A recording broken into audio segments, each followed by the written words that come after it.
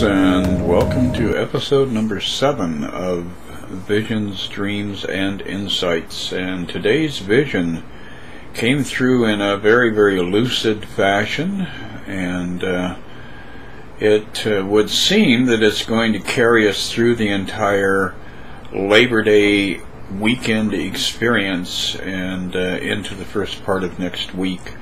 We are in a waxing moon moving toward the first quarter, and on September 1st we will see the moon square the sun, which is the first quarter moon.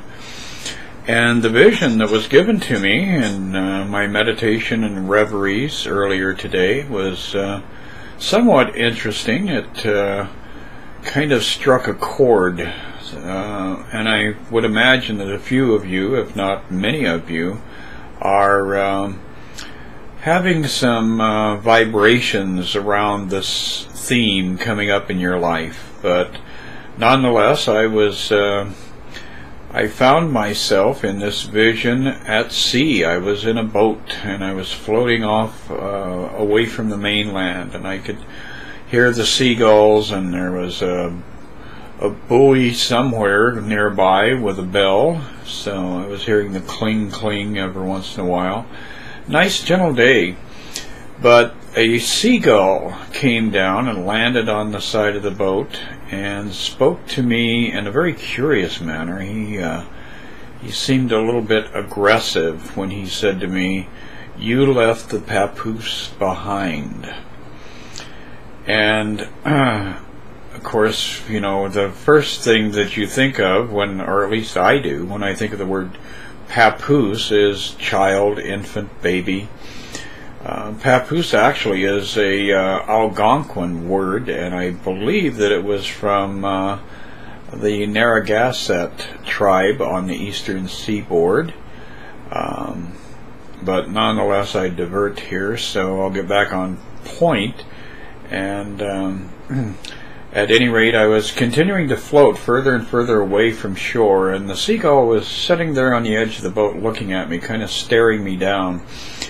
And then, like most of my visions, it kind of all washed out and everything went into the range of white light, and I came out of it, and I began to contemplate exactly what it was that had been proposed to me by this very curious bird who, like I said, seemed to have a little bit of an edge about him. I felt like he was somewhat critical about the child, about the papoose that I had left behind.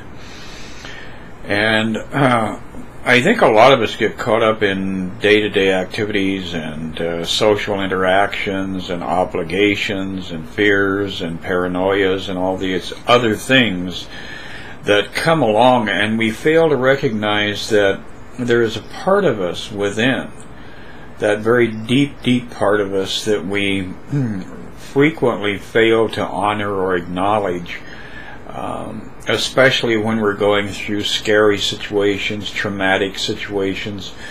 And that is a part of us where that inner child resides. And that inner child is frequently terrified by the outworld, the outpicturing circumstances that we're having to address in our day-to-day routines.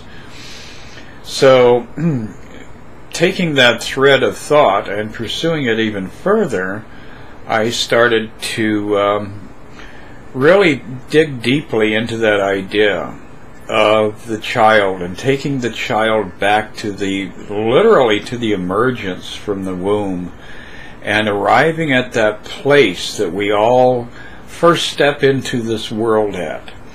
And if you've spent time with an infant, you're always very much alert to the fact that the consciousness of the infant is totally clean, totally clear, pure, unpolluted. And then as the child begins to move forward on the timeline, the first things that become very significant motivators is, bodily functions. I am hungry, I am sleepy, I am uncomfortable, I need my diaper changed. And there's this build-up of conditioning, of stimulation, of fight or flight, all these different elements going on around the baby. And the baby begins to mature and forgets about that essence of purity, that essence of blankness, emptiness, that realm from which this soul has emerged, where there is nothing known other than comfort and love and peace and harmony and joy, and a complete sense of union with the entire cosmos. So all of a sudden that child has come out of that state of union and suddenly begins to experience a singularity, a sense of oneness. And then as a result of the birthing experience, begins to recognize a sense of separation.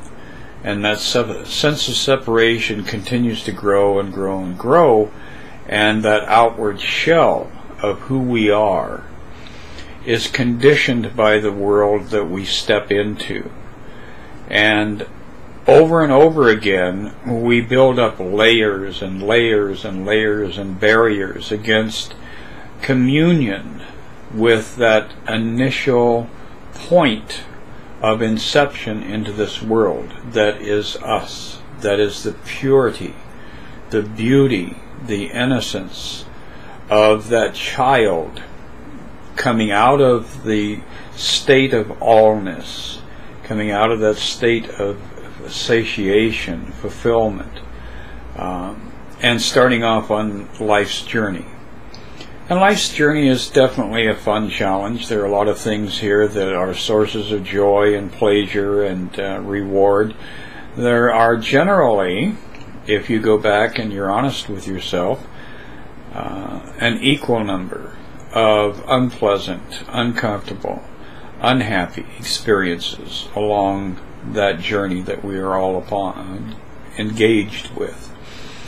So within all of this babbling here, what I'm getting back to is that the seagull was reminding me that that part of who I am that I have forgotten about or have suppressed or have failed to honor and acknowledge and embrace is wounded, and it is in pain, it is in discomfort, it is unhappy. And it doesn't even really know why. It just knows all of these elements are coming through, filtering through this exterior ego that is acting out in the material world. And that place at depth within us is receiving the emotional traumas, the emotional highs and lows, and is constantly being conditioned and stimulated and affected by this journey of duality.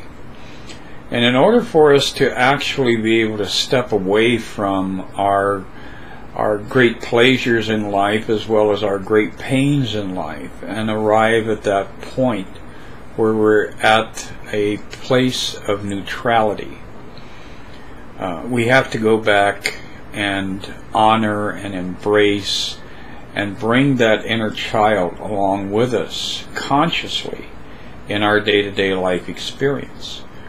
Because that inner child is in fact the essence of God within you.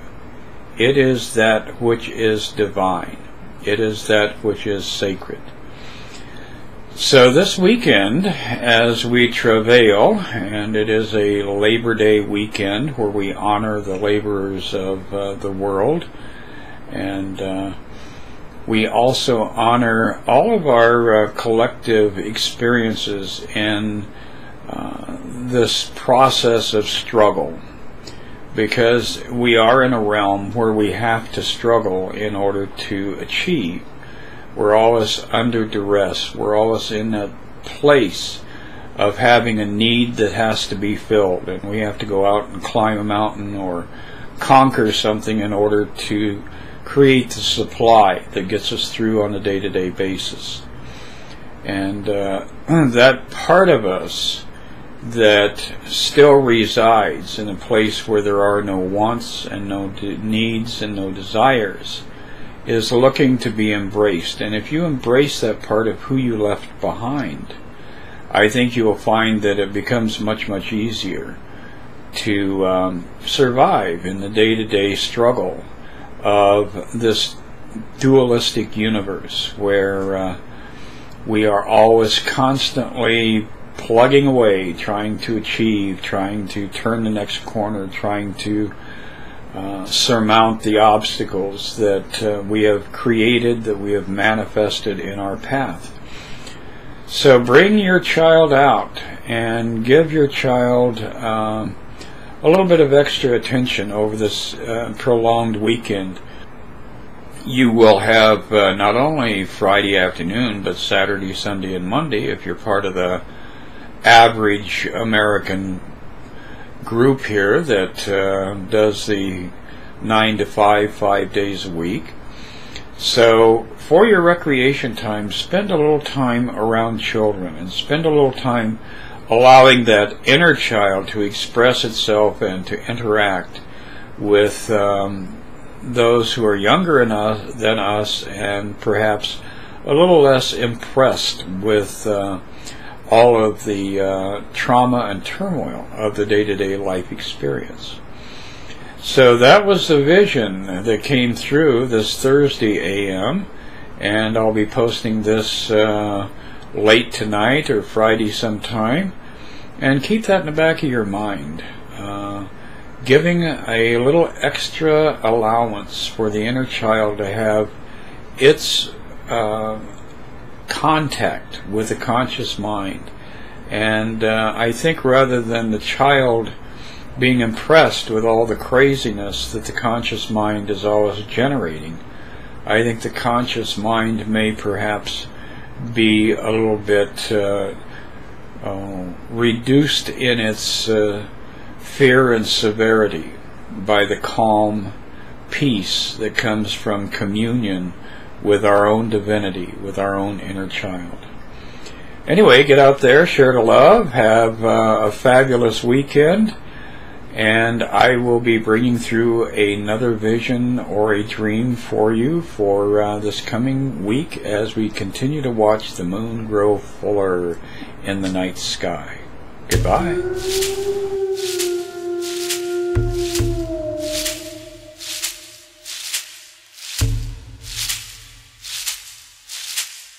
When they yo, no one, no, no, no.